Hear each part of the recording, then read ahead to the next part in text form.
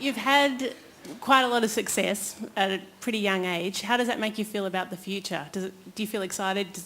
Or do you get kind of nervous considering your success so far? I get a little bit nervous just because I don't have a clue what the future is going to hold for me. The thing with being, I guess, a musician or anyone in the kind of creative field is you're always fearing that you're going to wake up one day and just not be able to write any songs, or you're just not going to have any inspiration to paint if you're a painter, or it's just going to be gone, and you can't help it, because when you write a song you don't know how you do it. It just comes from nowhere. So there's no mathematical formula, so you're just scared that it's going to go away.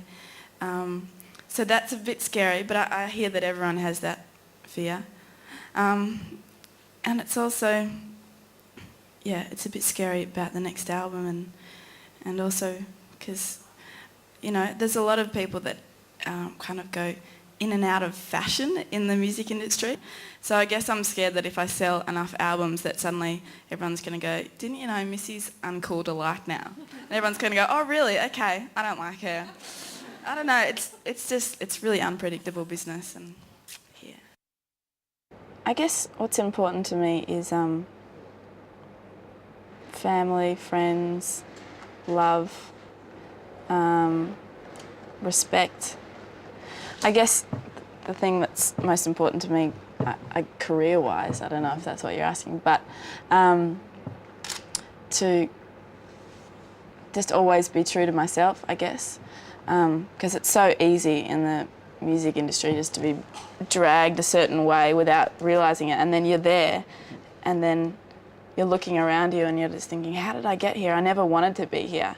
Someone along the way has convinced me that I should be in this place.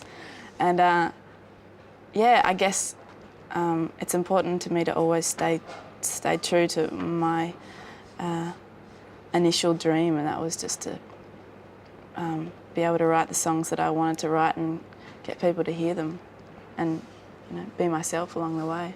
I'd just like to know, through your endeavours in the music industry, what is it the most that surprises you about the Australian music industry, for either the better or the worse? I think the thing that surprises me the most is that there's this massive big support group amongst the Australian music industry. Like, I'm talking musician-wise. I mean, we all pretty much know each other, and it's kind of like this internal family, and we all really support each other, and at every opportunity you get, you want to help each other out, or you want to play with each other. It's not, you kind of imagine that there'll be rivalry amongst Australian musicians, but there isn't at all. It's just, I guess, because you kind of know exactly what they're going through, and you've all been to the same radio stations, you've done the same interviews with the same people, and it's something that you can relate about, I guess. So it surprised me that there's just so much support amongst Australian musicians. You've spent some time touring in the States. How important to you is your success over there as compared to your success here? We've been over there a fair bit over the last sort of 6 or 7 years, and we kind of go over a couple of times a year and do a bit of touring, and it's a lot of fun. I enjoy going over there, playing to the crowds over there, and we've gotten to work with some great artists in the States and that. But Australia's always going to be number one priority for me. I love living here, and I'm not interested in moving overseas, and I realise that if you want to make a major go of it in America, you kind of have to spend a fair bit of time there. And now that I've had my son, I've got my family here and everything, I really just want to spend more and more time here in Australia. But it's good fun. I love going over there. What is the hardest thing about being an Australian when touring overseas? Probably the food. Australia has the best food in the world, and America has the worst food in the world, so I miss it a lot. But I mean, it's totally different touring. Most of my overseas touring has been in America, and it is great fun, but the people are different over there. I'm sure if you've ever met an American, they're very nice people, but they're nothing like Australians. We're special. Do you see yourself as a captain, a brick wall, or a wayward angel? Probably a wayward angel more than anything. Probably a little bit more of the wayward than the angel. Thank you. I feel like I've hit a brick wall sometimes, but... Casey, what's the first thing you think when you look at yourself in the mirror? Thank God for makeup artists.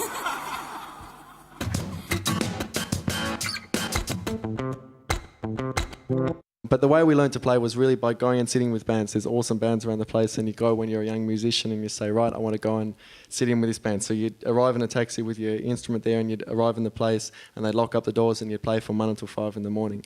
And so it was just house parties or jazz parties or wherever it was that this music was sort of born. And I suppose we sung songs about things which were local to us, but apart from that, anything. I mean, the world was our inspiration, I suppose, so we could take sounds from anywhere or anything like that and really incorporate it in something which was inherently Australian, I suppose. So yeah, we were born from shakedowns and from a sense of adventure. I think that's where the Can Empire came from.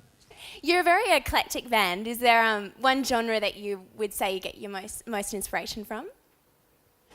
I guess a lot of the time with the music that we play, a lot of people ask us about the different genres that we sort of include into the music, and I guess there definitely isn't one particular style of music or genre of music that we feel we've naturally sort of progressed from. It's just the songwriting process is so natural, and basically it's just wherever we travel and when we play on a stage, you know, stuff happens, and that's like our inspiration, like that kind of funk of when you're on stage, when you're playing together. It's just getting like that funky feel in no matter what kind of music we're playing, whether we're playing reggae or whether we're playing hip hop, or, you know, whatever. It's just there's always that funk to music that we strive for.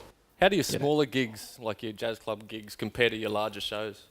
I thought I'd give you an example, because our larger shows we might play something like, actually they're very similar, I think, in their mood, and you know, we get people as excited, we play spontaneous music, but in a live big show we might play sort of like this.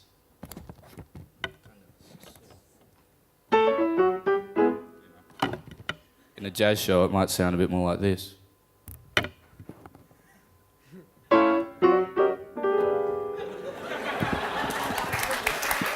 Just a few more notes.